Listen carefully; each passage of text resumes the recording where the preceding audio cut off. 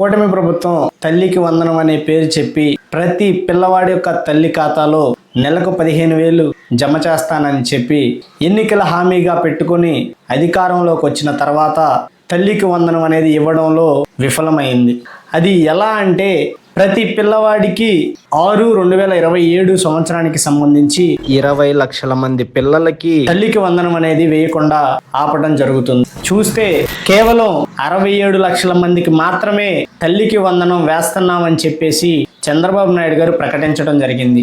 UDISE లెక్కల ప్రకారం ఆంధ్రప్రదేశ్ యొక్క విద్యార్థుల సంఖ్య 87 లక్షలకు పైచీలుగానే ఉంది. చంద్రబాబు నాయుడు గారు మాత్రం జమ చేస్తుంది కేవలం 67 లక్షల మందికి మాత్రమే అని చెప్పి ప్రకటించడం జరిగింది. ఈ రోజు చంద్రబాబు నాయుడు గారిని అడుగుతా ఉన్నాం, ప్రతి ఒక్క తల్లి ఖాతాలో ప్రతి ఒక్క స్టూడెంట్ కి తల్లికి వందనం వేస్తానని చెప్పి 20 లక్షల మంది పిల్లలకి ఎందుకు వేయడం లేదు అని చెప్పేసి అడుగుతా ఉన్నాం.